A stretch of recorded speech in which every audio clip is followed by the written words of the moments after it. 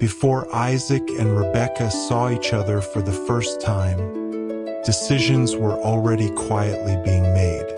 There were no chance encounters or casual glances. As history unfolded far away from them, God was already preparing an invisible path amid oaths, long journeys, and whispered prayers. Genesis 24 reveals to us that true love often begins far from romance, in places where only faith is a witness. This is not a common love story. It is the story of a yes spoken without knowing the whole future. A yes that would not only unite two people, but would mark the destiny of an entire nation. Rebekah did not know that her decision would change the history of Israel, and Isaac did not imagine that his life was about to be transformed by someone he did not yet know. Everything moved forward in silence, but nothing happened by chance. Here we discover a love that is born in prayer before it is born in encounter. A love that is formed in obedience before it is formed in emotion. As a faithful servant cries out for direction, heaven responds with astonishing accuracy. Every step, every word, and every sign seemed to fit together like pieces of a plan much greater than a simple marriage union. But an inevitable question arises. Can God direct even the most intimate details of our lives without us noticing? And how many times have seemingly small decisions been charged with eternal purpose? This story invites us to look beyond the visible, to understand that there are loves that God prepares in silence, while the world goes on without noticing. A love that was not born of chance, but of a sincere prayer that found its answer at the exact moment. Today, I invite you to delve into one of the most profound stories in Genesis, where faith walks before sight, where destiny moves silently, and where two lives were chosen before they met. Abraham was already an old man, and the years had left their mark on his body, but not on the promise that burned in his heart.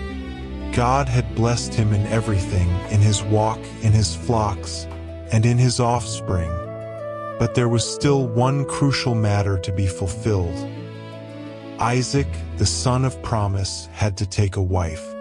Abraham understood that this was not just any union. The lineage that carried the promise could not mix with the peoples who inhabited Canaan, because God's purpose was moving forward with precision, even when it seemed to be moving silently.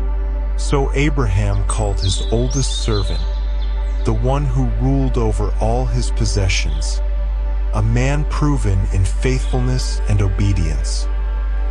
He made him swear under a solemn oath, reminding him that he was not to take a wife for Isaac from among the daughters of the Canaanites, but was to return to the land of his relatives, to the place where it had all begun. Abraham spoke with a certainty that did not come from sight, but from faith. The same God who had brought him out of Ur would send his angel before him on the way. The servant listened with respect, but also with prudence.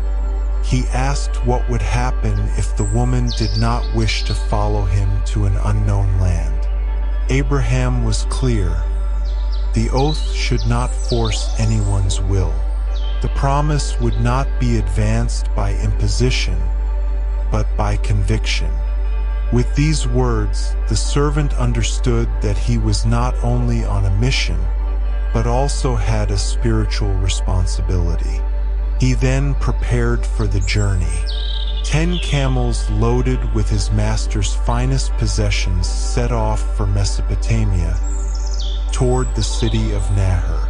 Each step of the journey was long, dusty, and silent. There were no visible signs, only a prayer growing inside him.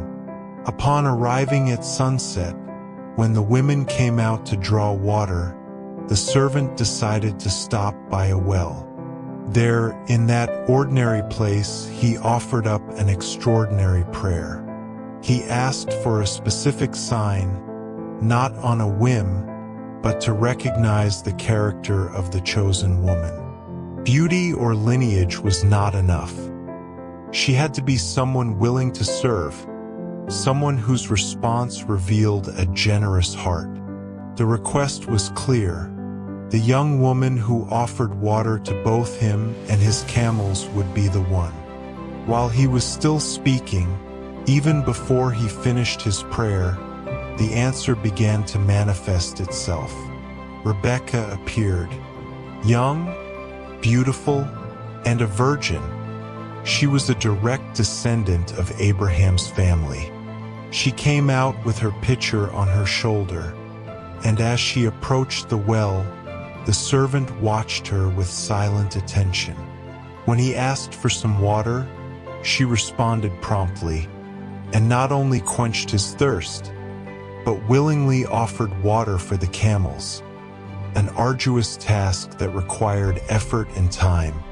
At that moment, heaven had spoken without words. The servant remained silent, watching as every detail of his prayer was fulfilled exactly. Then he took out gold jewelry and placed it in Rebekah's hands.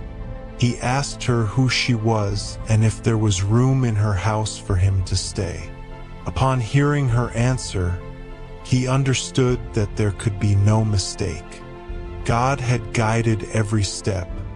Right there, he bowed his head and worshipped, recognizing that the Lord's mercy and faithfulness had not abandoned him. Rebekah ran home and told her family everything. Laban, her brother, seeing the gifts and hearing the story, went out to meet the servant and welcomed him with hospitality.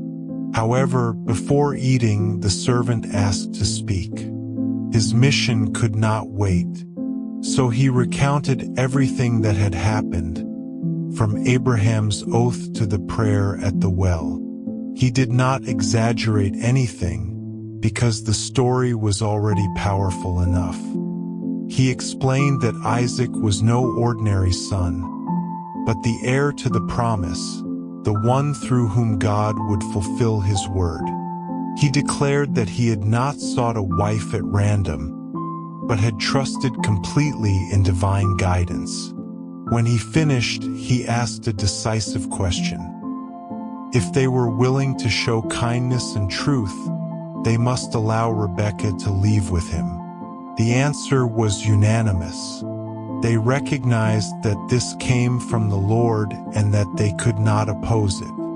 Rebekah was called and asked directly if she was willing to go. Her answer was simple, but full of courage and faith. I will go. At that moment, her life changed forever. She did not know all the details of the future, but she trusted the call. The next day, the servant asked to leave immediately. Although the family wanted to keep her a little longer, they understood that time also belonged to God. They blessed Rebekah with prophetic words, declaring that she would be the mother of thousands and that her descendants would possess the gates of their enemies. Then she climbed onto the camel and set out on her journey into the unknown. Meanwhile, Isaac was meditating in the field as evening fell. He did not know the details of the journey, but his heart was aligned with the purpose of his father and God. Looking up, he saw camels approaching. Rebekah also saw him and asked who the man was. Upon learning that it was Isaac, she dismounted from the camel and covered herself with a veil, showing respect and reverence. The servant told Isaac everything that had happened. Every prayer, every sign, every guided step. Then Isaac took Rebekah to his mother Sarah's tent, took her as his wife and loved her. And in that love, Isaac was comforted after his mother's death. It was not just a marriage. It was the silent fulfillment of an ancient promise. Thus, Genesis 24 answers the question posed in the title. The love that God quietly prepared, chosen before the encounter, born of prayer, and sealed by obedience. It also answers the questions. Yes, God directs the most intimate details of life. Yes, seemingly simple decisions can carry eternal purpose. Nothing happened by chance. Everything was woven together with divine intention. This story reminds us that while the world rushes by, God prepares. While some wait for loud signs, He responds with precision. And while many seek love, God is already forming it, even when no one sees it. Eternal Lord, today we lift up our hearts to thank You because Your hand never leaves those who trust in You. Thank You because, even when we see no obvious signs, You continue to work faithfully, guiding our paths and aligning our decisions according to Your perfect will. We thank You because You hear sincere prayer and respond with wisdom. Thank You for showing us that You do not ignore the details, that every step is seen by You, and that no plea uttered in faith goes unanswered. Your guidance is sure, even when the journey seems long or uncertain. Thank You for teaching us, through Rebekah, the value of a heart willing to serve. Thank You for looking beyond appearances and delighting in character, in simple obedience, and in generosity that comes without expectation of recognition.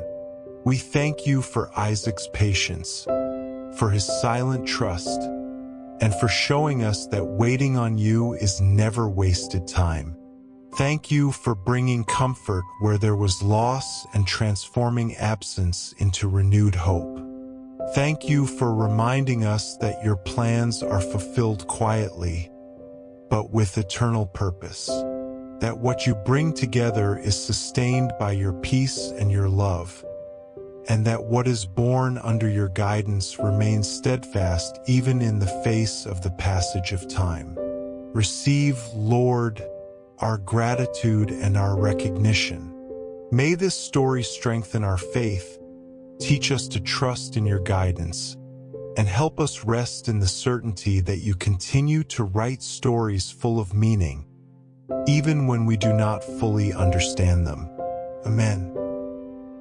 Thank you for journeying through the Word with us today. If this reflection touched your heart, join our community by subscribing and hitting the bell icon. Let's keep seeking the depths of God's truth together. Until next time, stay grounded in faith.